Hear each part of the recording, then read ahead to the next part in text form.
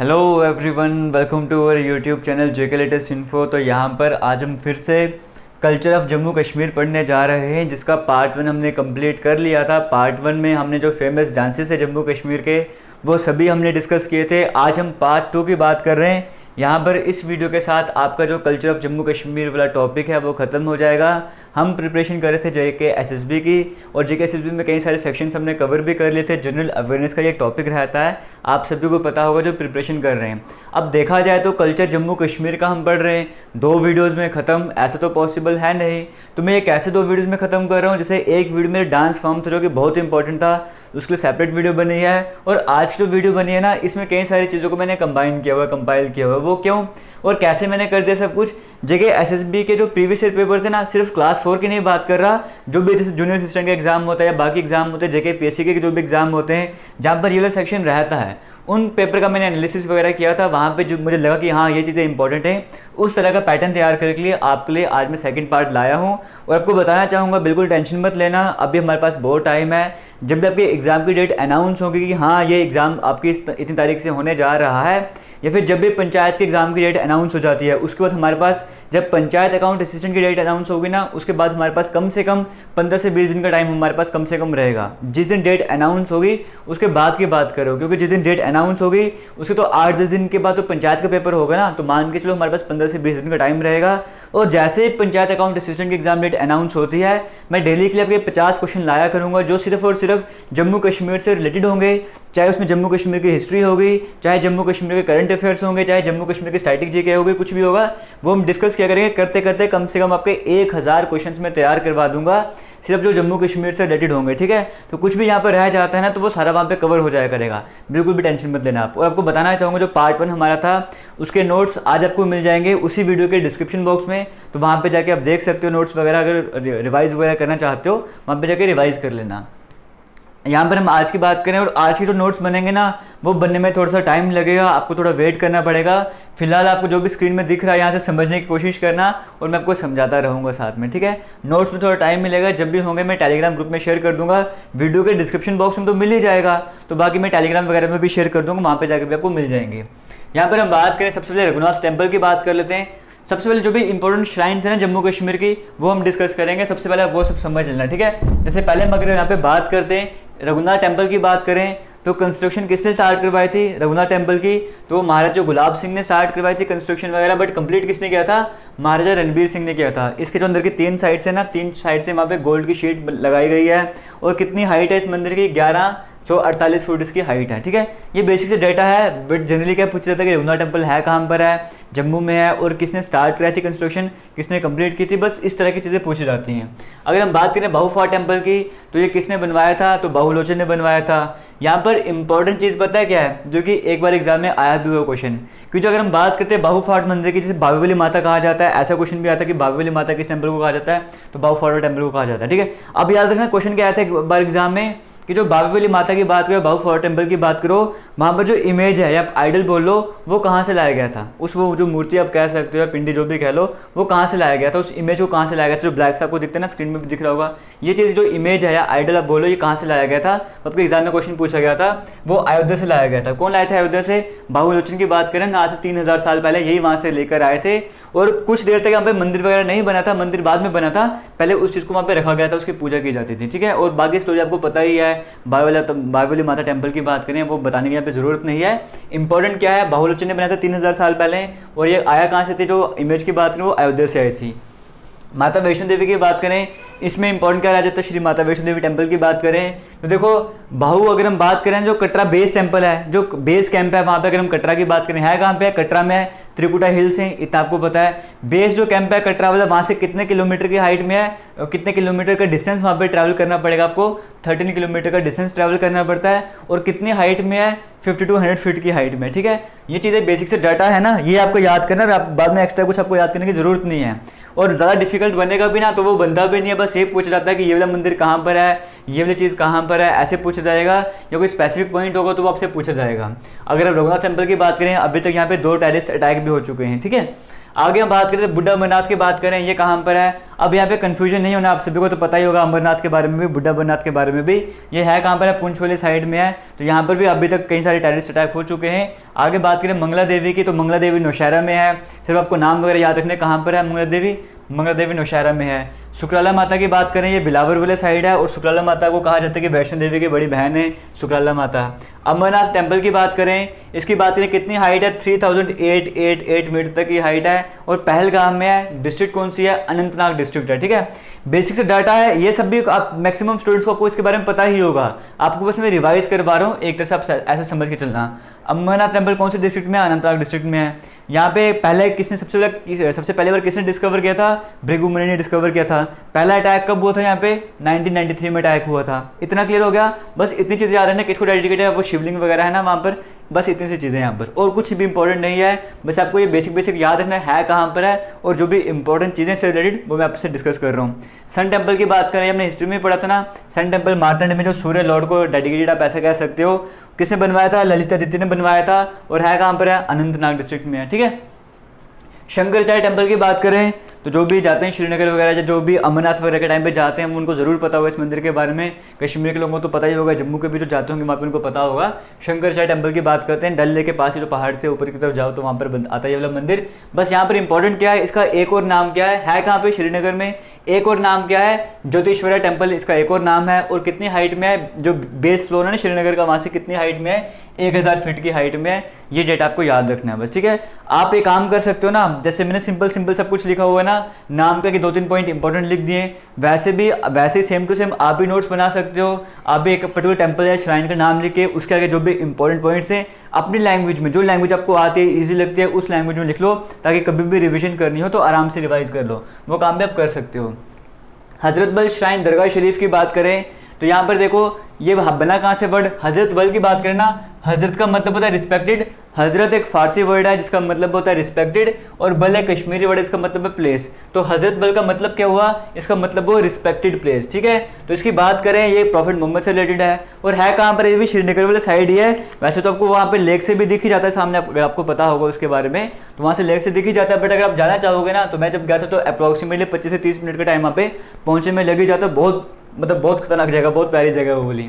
हम बात करें दरगाह की, बात करें दरगाह शरीफ, हजरत बल श्राइन की बात कर रहे हैं। उसी तरह से जामिया मस्जिद की बात करें, जामिया मस्जिद की बात करें ना, तो ऐसा कह सकते हो कि बहुत सबसे बड़ा मस्जिद आप कह सकते हो श्रीनगर का वही है। अगर मैं गलत हुआ मुझे करेक्ट करना, ठीक है।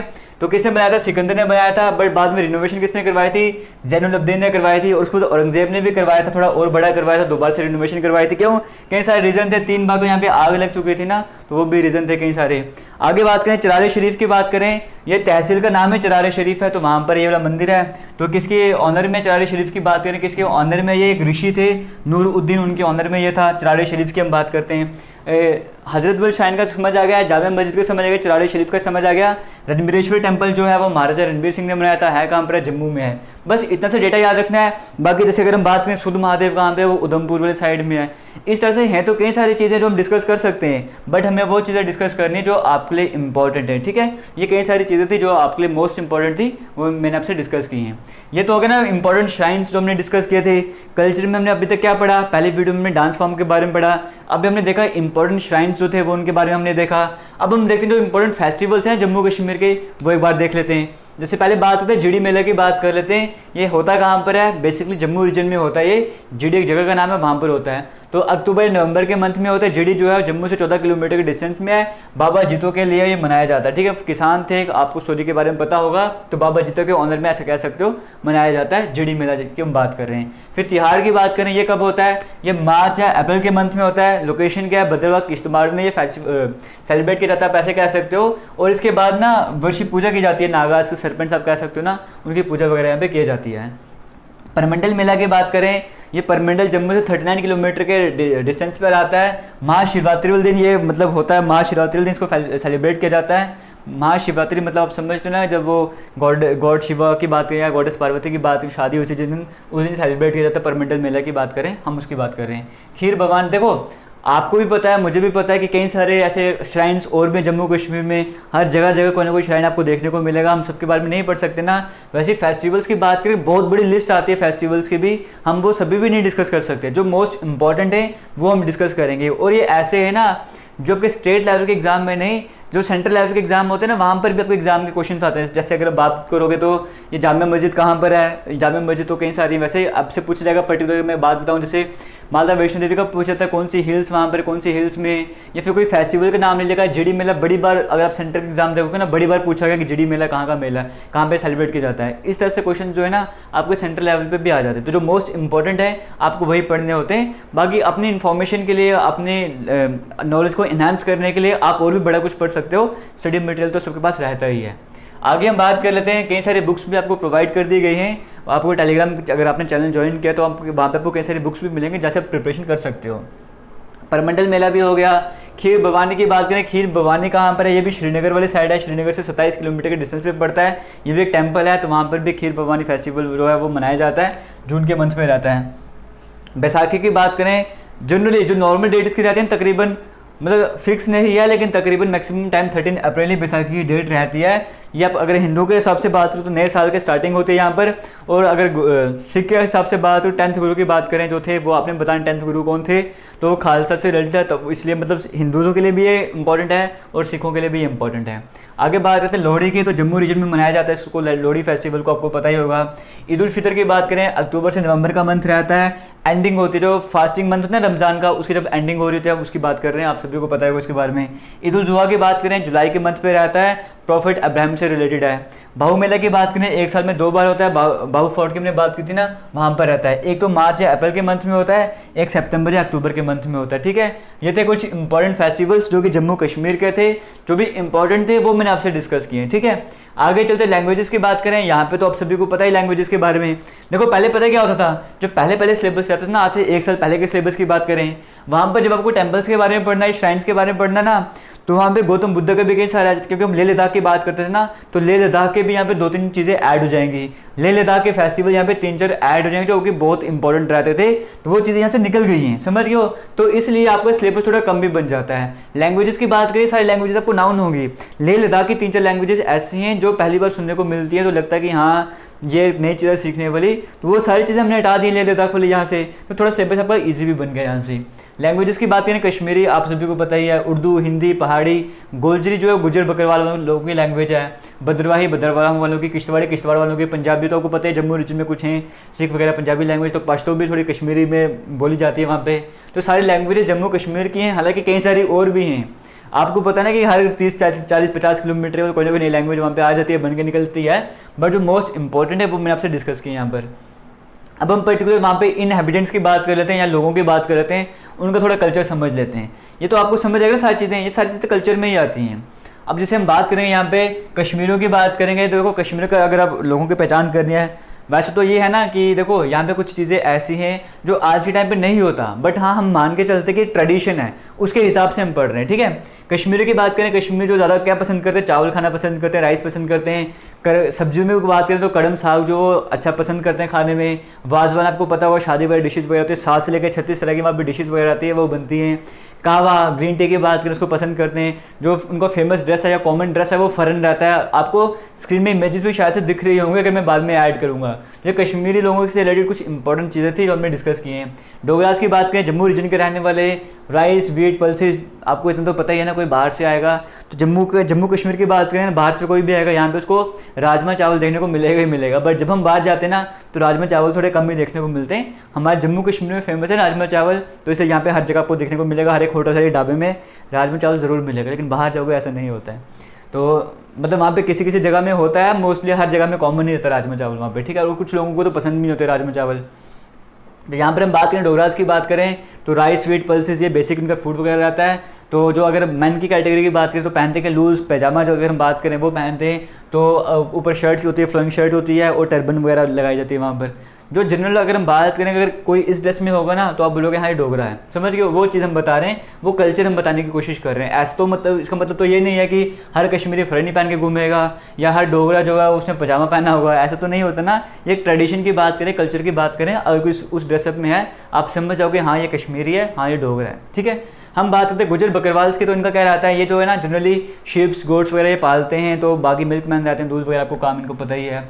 हंजीज की बात करें, ये जनरली क्या होता है Dal lake, Wular lake, Jhelum lake इनके किनारों पे रहते हैं, और इनके ना फर्दर कई सारे और टाइप्स रहती है, जैसे इनके अंदर और कई सारी कास्ट रहती हैं, तो आपको सभी पढ़ने की ज़रूरत नहीं है। इनको हंस भी कहा जाता है, जो कि कैटेगरीज है ना उसमें कोई एक हंस, कोई दो हंस, कोई तीन हंस, इस तरह के कई सारे नाम रहते हैं। तो याद रखना जब भी हंस वर्ड आएगा ना, अब हंजीज याद रखना, इसका मतलब क्या हो, कश्मीरी हैं ये, जो लेक वगैरह के आसपास रहते हैं ना, ये वो लोग रहते हैं। शॉल्स, हाँ ये तो हो गया ना, मतलब बेसिक जो इनहेबिटेंट्स हैं उनके बारे में डिस्कस किया। अब हम बात करते हैं आर्ट एंड क्राफ्ट में जो चीज़ें इंपॉर्टेंट हैं वो चीज़ें समझो। जैसे हम बात करें शॉल्स की, तो फेमस शॉल कौन से हैं, सबसे फेमस कौन सा है, पश्मीना शॉल, फिर एक रिंग शॉल आता है, एक जमावर शॉल आता है, ठीक है, ये फेमस हैं शॉल्स की कैटेगरी में। कारपेट्स की बात करें, गाबा या गब्बा, मुझे करेक्ट प्रोनाउंसिएशन इसकी नहीं आती है बट गब्बा मैं बोलूँगा इस चीज़ को। ये बेसिकली कहाँ पर है, सबसे फेमस कहाँ पर बनाया जाता है, सबसे जो बेस्ट होता है ना इसके आर्किटेक्ट आप बोल सकते हैं, कुछ भी मैं समझ नहीं रहा क्या बोलूँ मैं, तो वो अनंतनाग या बारामूला में देखने को मिलेंगे। तो सुल्तान जैनुल अब्दीन जो है वो पहली बार कारपेट को उन्होंने इंट्रोड्यूस किया था कश्मीर वैली में। एम्ब्रॉयडरी की बात करें, इसे कसीदा भी कहा जाता है, इसका एक नाम और इसे कसीदा कहा जाता है। पेपर मशीन की बात करें, ये भी पहली बार सुल्तान जैनुल अब्दीन ही यहाँ पर लेकर आए थे। तो ये आर्ट एंड क्राफ्ट से रिलेटेड कुछ इंपॉर्टेंट फैक्ट थे जो आपसे डिस्कस किए थे।